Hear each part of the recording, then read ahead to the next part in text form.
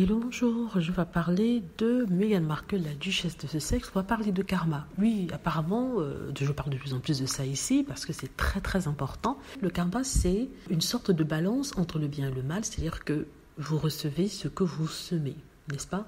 Que ce soit en bien ou que ce soit en mal. Ici, je vais parler de mal. Le mal qui est fait à Meghan Markle par des personnes qui ne la connaissent pas, mais qui ont décidé quelle était leur nouvelle vache à lait. Parce que bien sûr, ils font des vidéos négatives sur elle, que ce soit dans le cadre journalistique ou alors dans le cadre personnel. Et le karma frappe. J'ai d'ailleurs donné l'exemple de certaines personnes qui ont dû, pour certains, se séparer d'un amour, d'autres avoir des problèmes de santé, d'autres perdre de l'argent. Et ici, il en va de même. Il s'agit de Eamonn Holmes. J'en ai déjà parlé sur cette chaîne. C'est ce monsieur qui avait dit qu'on aurait dû pousser Meghan Markle du balcon de Buckingham Palace. Bon, le karma l'a aussi frappé. Ce monsieur qui est toujours après elle, mais je vous assure, tous les jours que Dieu fait dans son émission, il y a un segment sur Harry et Meghan. Il est toujours vache et horrible avec Meghan. Et cette fois-ci, c'est à son tour de trinquer. Il a déjà eu des problèmes de santé, des problèmes quant à son pied. Il a du mal à marcher, n'est-ce pas? Et ça, sincèrement, je ne m'en réjouis pas. Je ne me jurerai jamais des problèmes qui arrivent à une personne, les problèmes de santé qui arrivent à une personne, peu importe si cette personne est odieuse ou pas. Et il a d'autres problèmes, des problèmes financiers. Il vient de vendre sa maison pour payer des frais que lui a imposé l'État, n'est-ce pas?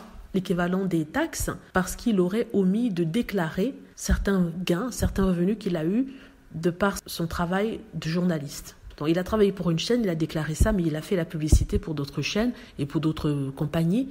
Il n'a pas déclaré ça et l'État lui est tombé dessus, lui réclamant 500 000 €. Et il a dû vendre sa maison pour pouvoir payer ceci. Il n'est pas à la rue parce que sa femme est financièrement solvable. Il n'a pas de problème financier, mais c'est lui qui a un problème financier. Et ça, j'appelle ça le karma. Il ne le verra peut-être pas de cette façon-là, mais je pense que c'est le karma. Et en même temps, c'est aussi de sa faute.